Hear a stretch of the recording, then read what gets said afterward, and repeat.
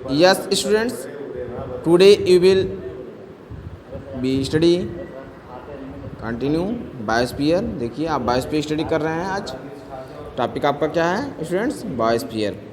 देखिए जीवमंडल इसको कहते हैं, बायोस्फीयर को क्या कहते हैं? जीवमंडल। स्टूडेंट्स आप स्टडी करिए। देखिए आपका ये क्या है? ये पार्ट एटमॉस्फेयर है। क्या है? एटमॉस्फेयर। ये रेड पार्ट क्या है? ये लिथोस्फीयर है, ये हाइड्रोस्फीयर। तो एटमॉस्फेयर, लिथोस्फीयर और हाइड्रोस्फीयर तीनों में जो एक यूनिक पार्ट है जिसको आप बिल्कुल एकदम यूनिक, मतलब ये जोन जो आपका है डिस्टिंक्ट जोन, ये आपका क्या है? बायोस्फीयर। देखिए स्टूडेंट्स यहाँ क्या है? बायोस्फीयर। देखिए तीनों का सर्किल इसमें है, तो ये बायोस्फीयर है।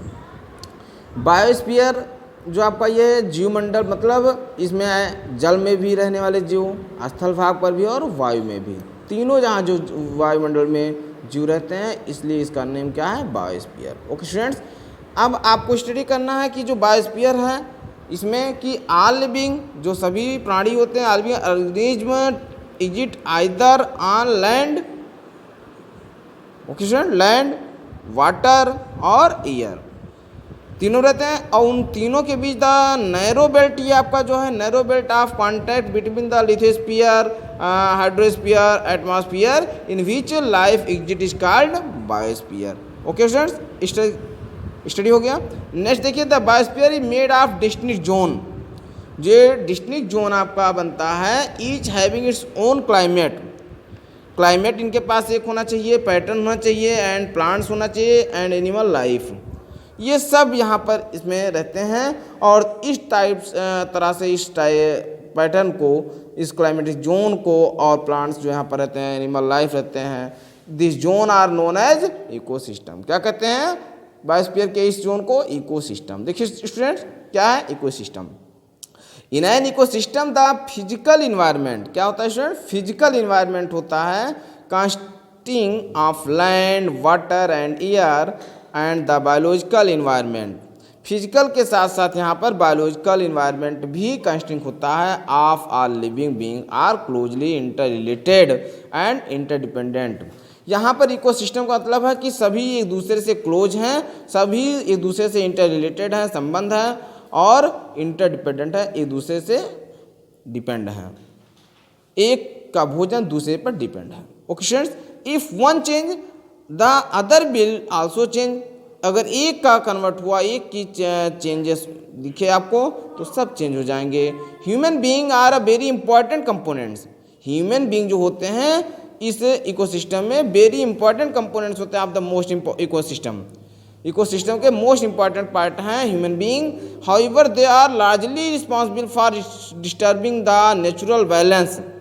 ह्यूमन बीइंग ही सभी प्राइमरी, सेकेंडरी और थर्डरी, यानी प्राइमरी कंज्यूमर जो होते हैं, सेकेंडरी जो कंज्यूमर आपका, और थर्ड, तीनों प्राथमिक उपभोक्ता, सेकेंड द्वितीयक उपभोक्ता और थर्ड तृतीयक उपभोक्ता। कंज्यूमर मीन्स उपभोक्ता।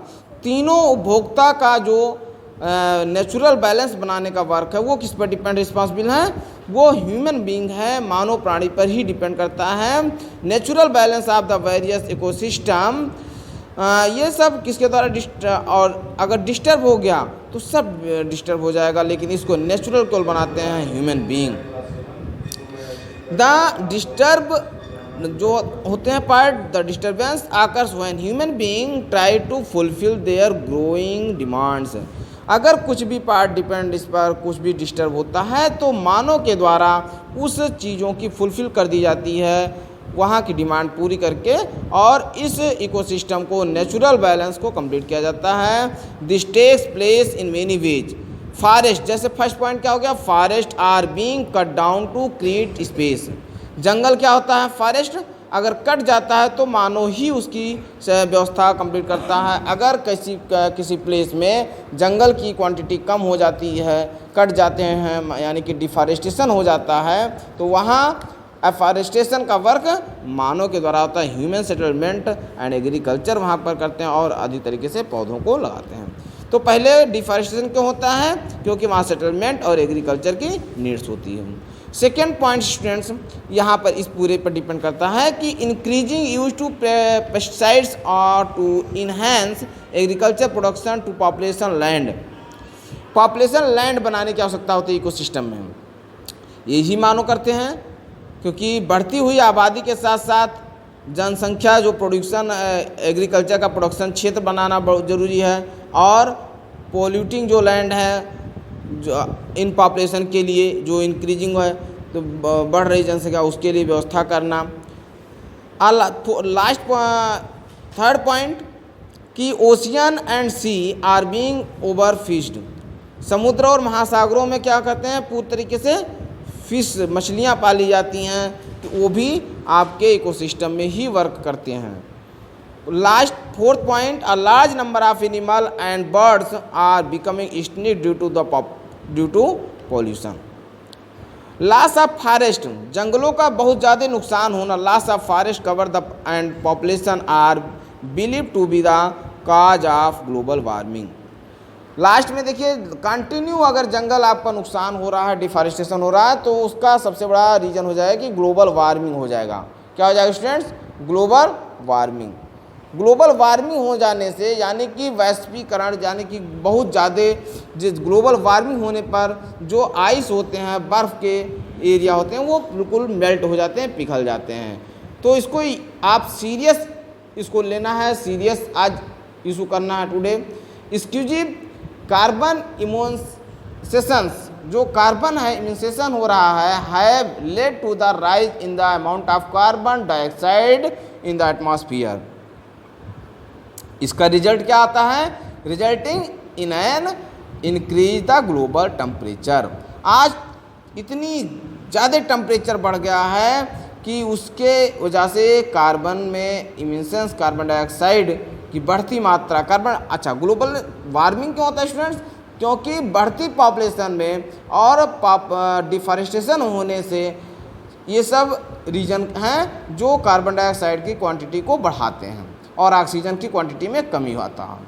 Okay students, it is causing climatic change, और इससे टेम्परेचर जब चेंज होता है, ग्लोबल टेम्परेचर होता है, तो इसका पहला रीजन होगा, इसके कारण आपका क्लाइमेट चेंज होगा, which in turn are causing large scale.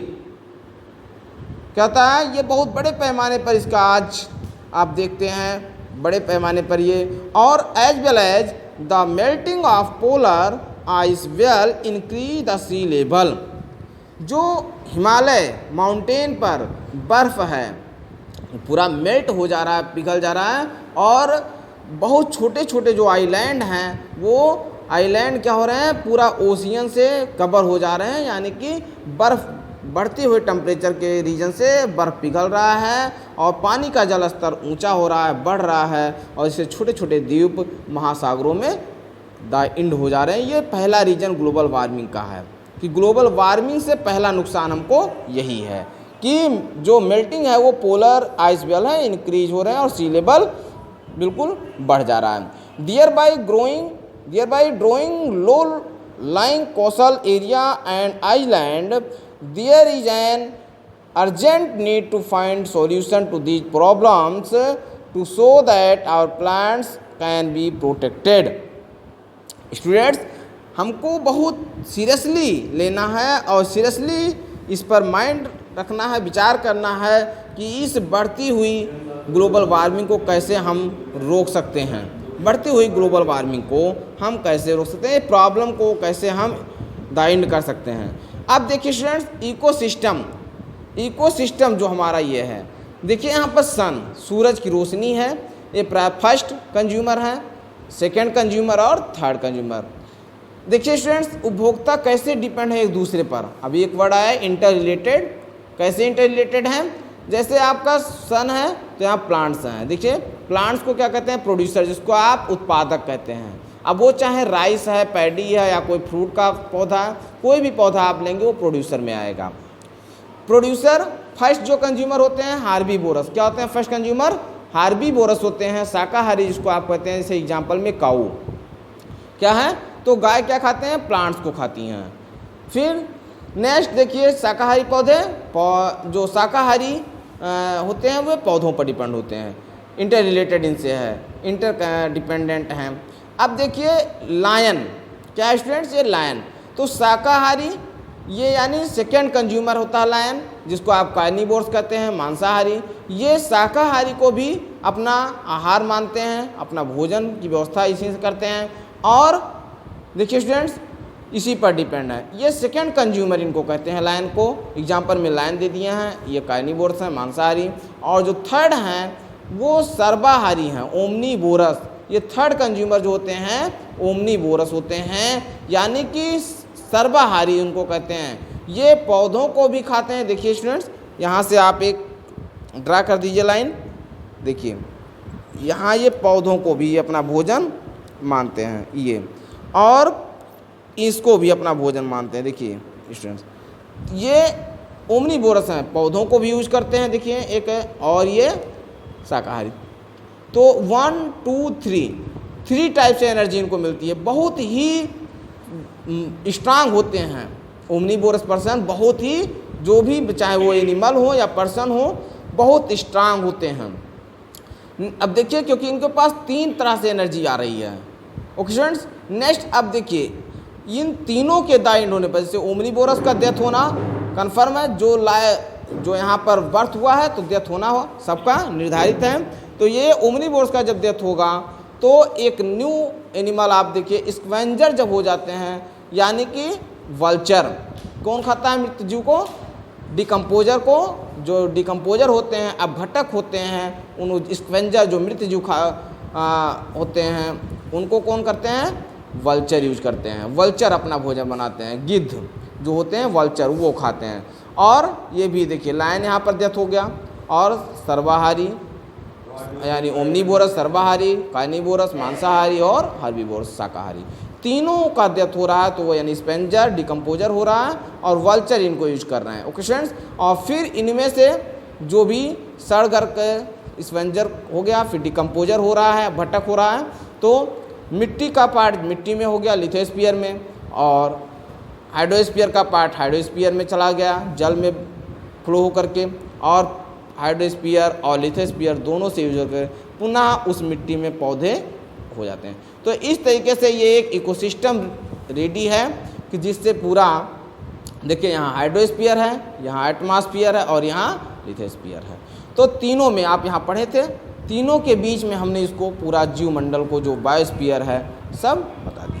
तो तीनों पर डिपेंड है, एटमॉस्फेयर का भी हेल्प है, हाइड्रोस्फीयर का भी, और लिथोस्फीयर का। और तीनों के हेल्प से भी, डिपेंड से भी आधार जो बनाए हैं लोग, ये सारे उपभोक्ता जो हैं फर्स्ट और सेकंड थर्ड, इस पर डिपेंड है। फिर प्लांट्स बन जाएगा, और प्लांट से फिर वही प्रोसेस कंटिन्यू होगा, और सबको सनलाइट मिल रहा है। देखिए सन की जो एनर्जी है सबको मिल रहा है। Okay students,